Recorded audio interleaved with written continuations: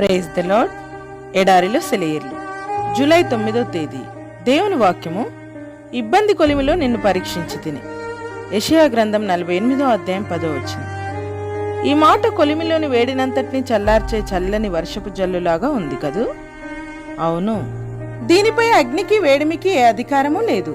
శ్రమలు రాని దేవుడు నన్ను ఎన్నుకున్నాడు. పేదరికమా, నువ్వు నా గుమ్మంలోనే కాచుకుని ఉంటే ఉండు. దేవుడు నాతో నా ఇంట్లోనే ఉన్నాడు. ఆయన నన్ను ఎన్నుకున్నాడు. అనారోగ్యమా, నువ్వు అడ్డగించగలిగితే అడ్డగించు, కానీ ఔషధం నా దగ్గర సిద్ధంగా ఉంది. దేవుడు నన్ను ఎన్నుకున్నాడు.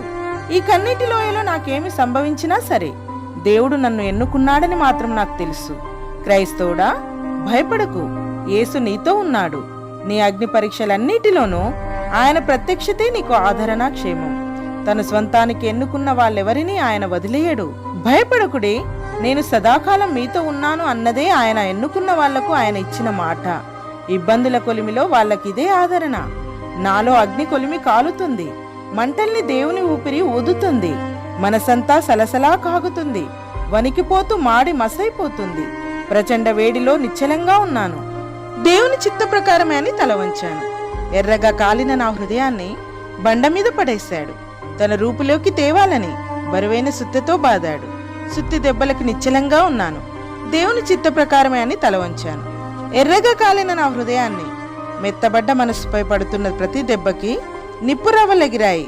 చల్లార్చి మళ్లీ కొలిమిలో వేసి కాల్చాడు. అంతా భరిస్తూ నిశ్చలంగా ఉన్నాను. దేవుని చిత్త ప్రకారమే అని తల వంచాను. సనగడమెందుకు, బాధ పూర్తయ్యే సమయం త్వరగానే వస్తుంది. నాపై దేవుని పని రేపే పూర్తవుతుంది. అందుకే నమ్మికతో ఆయనపై భారం వేసి నిశ్చలంగా ఉన్నాను. దేవుని చిత్త ప్రకారమే అని తల వంచాను. శ్రమ అనేది మెడకు వ్రేలాడేసిన సమాధి రాయిలాగా అనిపిస్తుంది, కానీ నిజానికి అది ముత్యాల కోసం సముద్రం అడుగున వెదికే ఈతగాడు ఆ అగాధంలో ఉండగలగడానికి చేసే సహాయం లాంటిది. Praise the lord.